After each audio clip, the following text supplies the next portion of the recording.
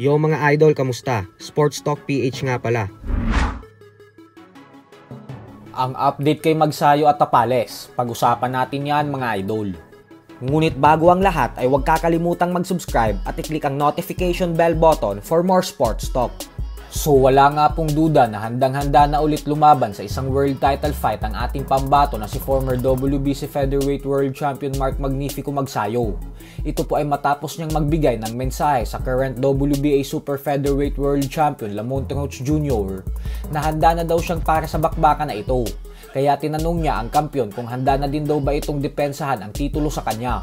Sa kasalukuyan po ay pang number 5 sa WBA rankings ng Super Featherweight Division si Magsayo.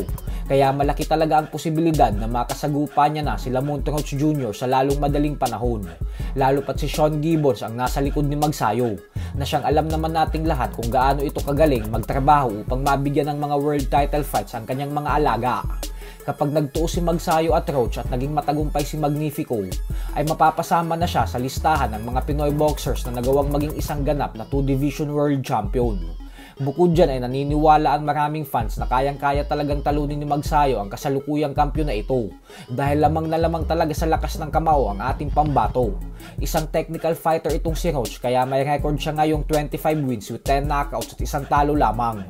Pero wag po natin kakalimutan na sa huling laban ni Magsayo kontra sa Mexicanong si Eduardo Ramirez ay pinakita nito na kaya niya na din manalo sa puntusan at na hindi na siya umaasa lang sa knockout. Malaki po ang magiging ambag nito sa kanyang skill sa oras na lumaban na siya sa mga kampiyon ng mga teknikal katulad ni Lamont Roach Jr. Sa kabilang banda naman mga idol ay isang napakagandang balita na naman nga po para sa ating mga Pinoy boxing fans. Ito po ay dahil sa bagong update na inilabas ng The Ring Magazine sa rankings ng 122-pound Super Bantamweight Division ay muli pong umakyat sa pagiging number 1 contender ang ating pambato na si former Unified IBF and WBA Super Bantamweight World Champion Marlon Tapales. Pumangalawa lamang ang dating kampiyon na si Muradjon Akhmadaliev. Pangatlo ang top prospect ng Australia na si Sam Goodman, habang pang-apat naman ang former 2-division world champion Luis Nery.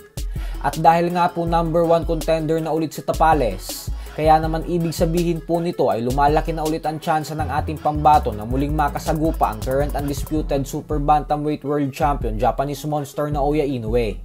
Lalo pat sinabi na din mismo ni Tapales na handa daw siyang makipag-rematch kay Inoue kung mabibigyan lang siya ng isa pang pagkakataon.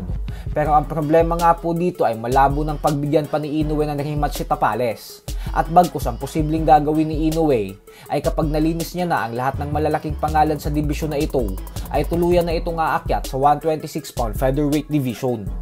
Subalit ang magandang balita naman para kay Tapales at sa iba pang mga fighters ng dibisyon ay kapag umakyat na ng dibisyon si Inoue ay mababakante lahat ng 4 na titulo nito sa Super Bantamweight Division.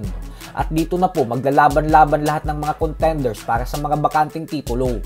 Sa sitwasyon na ito ay mas malaki ang pag-asa nilang maging kampiyon ulit kaysa sa subukan nilang maging kampiyon sa pamamagitan ng paglaban kay Inoue. So hanggang dito na lang po muna tayo mga idol.